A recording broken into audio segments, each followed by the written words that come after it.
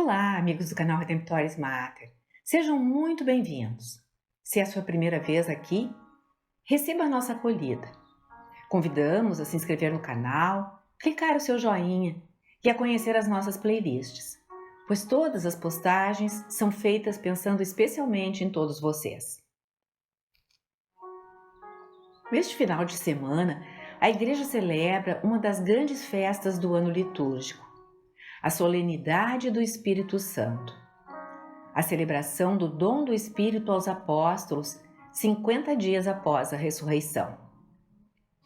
Queremos hoje olhar para essa solenidade e nos perguntarmos qual é o seu significado para a Igreja, para cada cristão, e também ver como existe aí uma ligação com a festa judaica de Pentecostes no Antigo Testamento.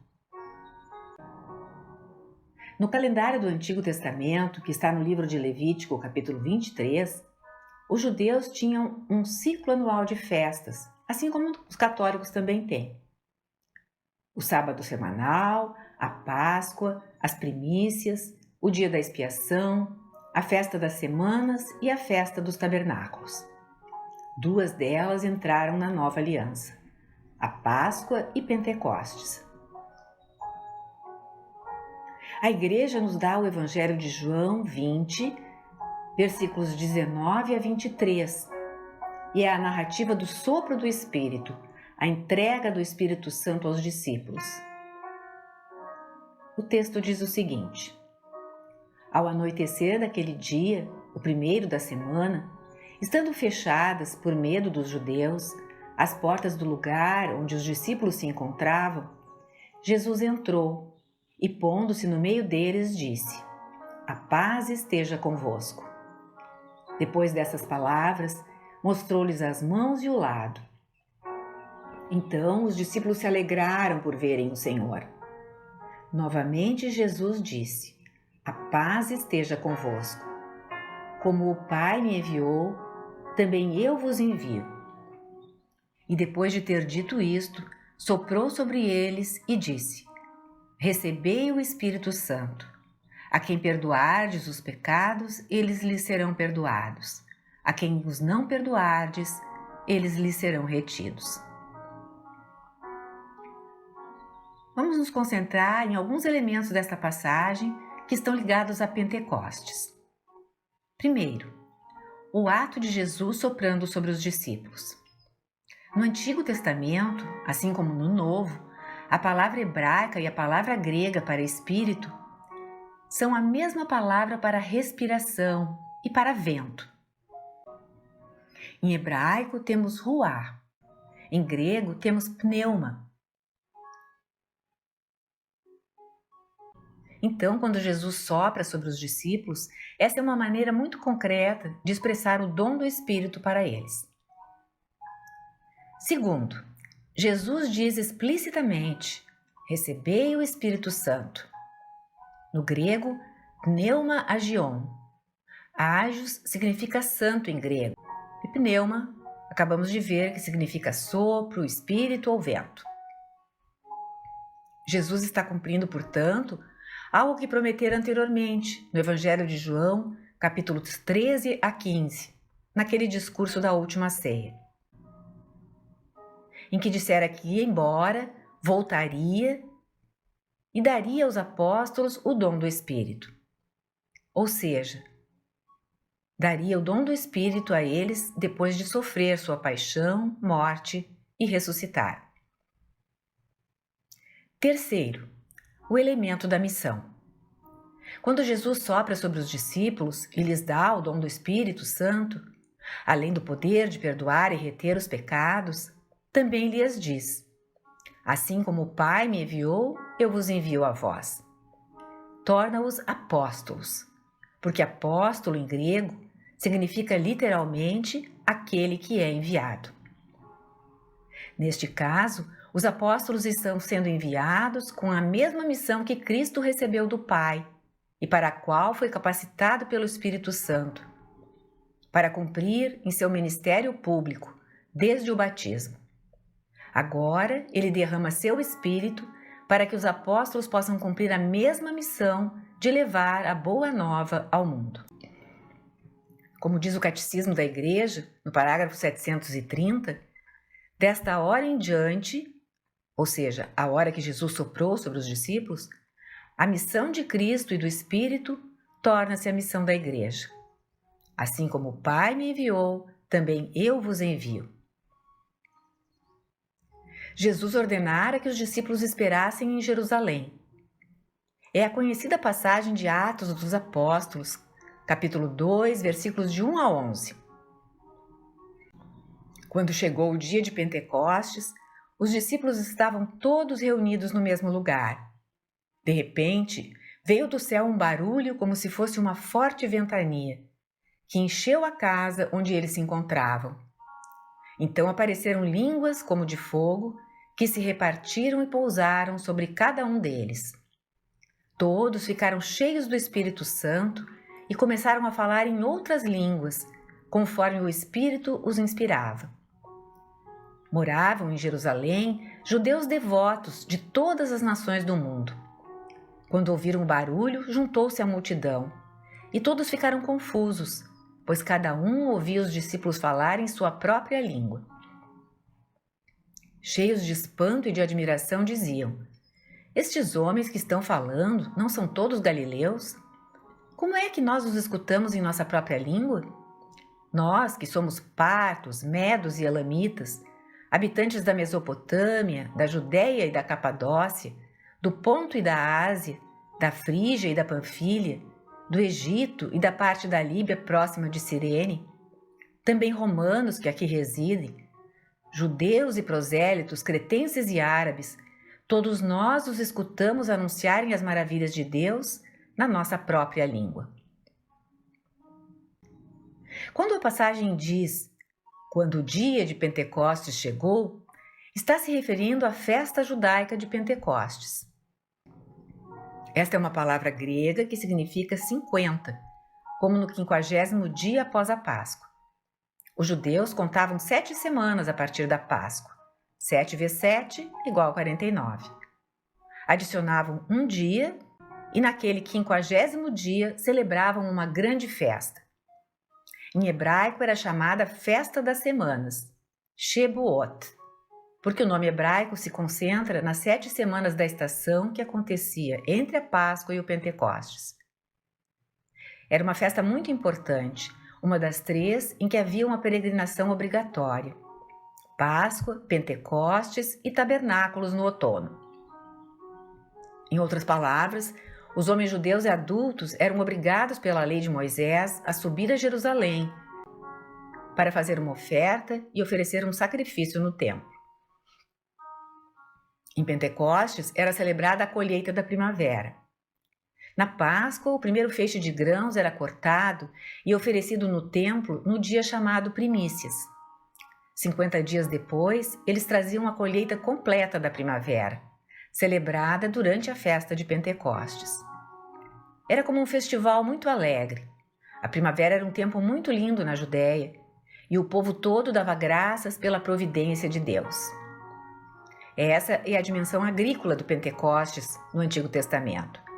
Mas há ainda uma outra dimensão que estava presente na maioria das festas judaicas: a dimensão histórico-salvífica.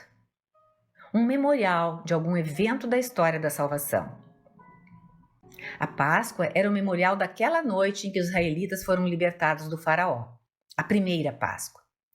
Pentecostes tornou-se o memorial da chegada ao Monte Sinai, quando Moisés recebeu a lei de Deus, os 10 mandamentos, conforme narra o livro do Êxodo, capítulos 19 e 20.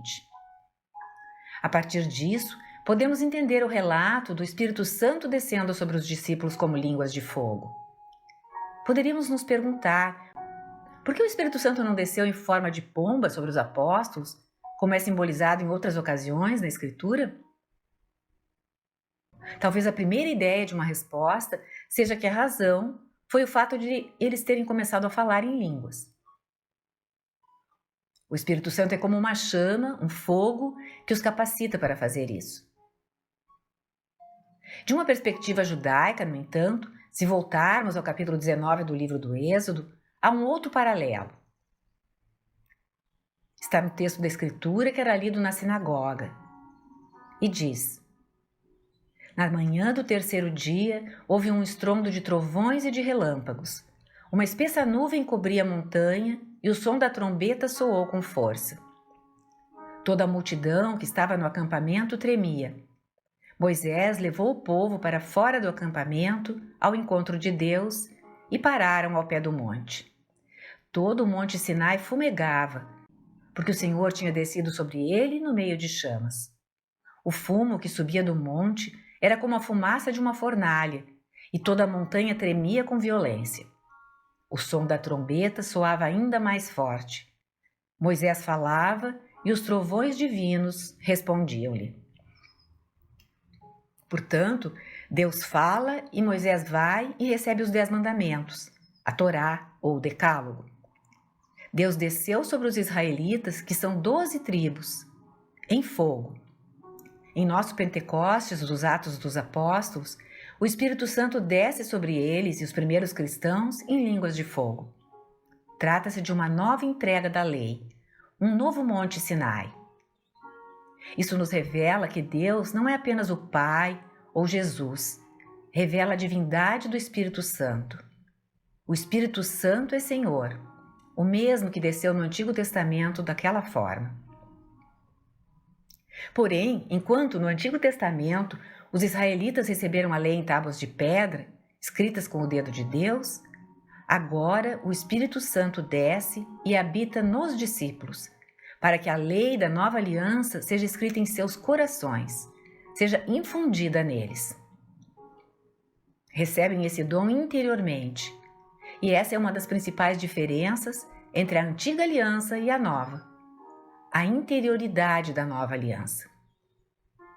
Eles serão capacitados pelo próprio Espírito Santo para guardar a lei e proclamar as boas novas. O Monte Sião, onde fica Jerusalém, é um novo Monte Sinai. Havia 120 discípulos que se reuniram após a ascensão de Jesus e estavam esperando o dom do Espírito. 120 é igual a 12 vezes 10, uma espécie de novo Israel que se constituía de 12 tribos.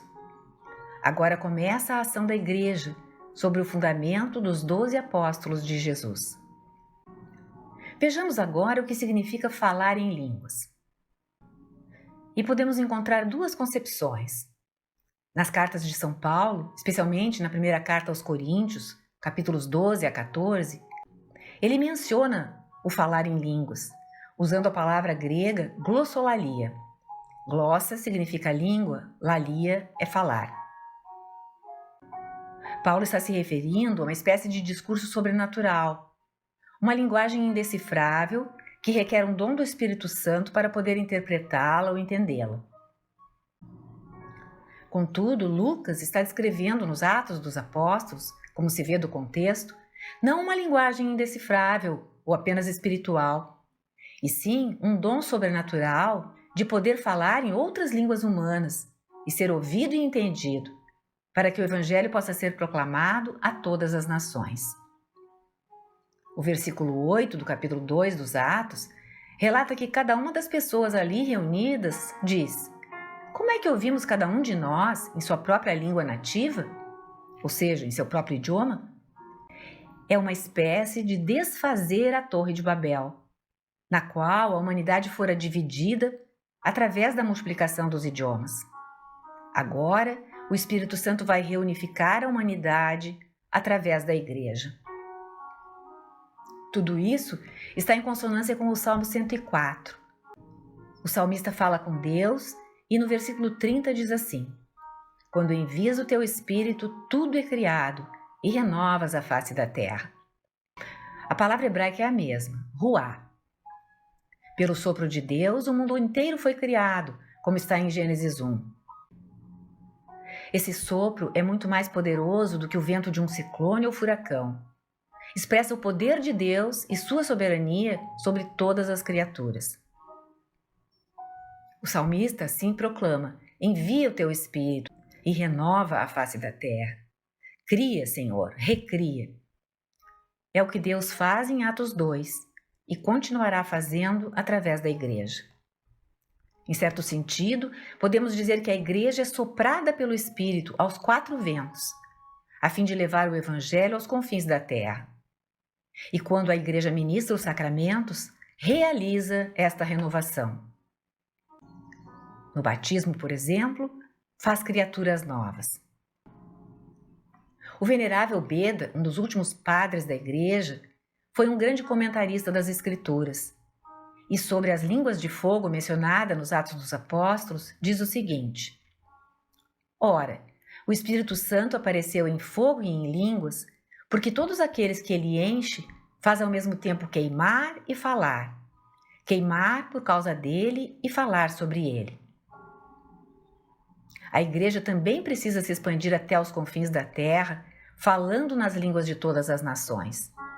Depois de Pentecostes, a Igreja está em chamas, com o Espírito Santo, como que pegando fogo para falar dele. O Espírito, que desce em línguas como de fogo, vai animar o discurso dos apóstolos, primícias da Igreja. Vai dar a eles o poder de não ter medo e sair e proclamar com ousadia o Evangelho a todas as nações. É o que acontece no sacramento da confirmação ou crisma. O Espírito Santo dá ao crismado o poder e a graça de ser enviado em missão, para sair e testemunhar Cristo.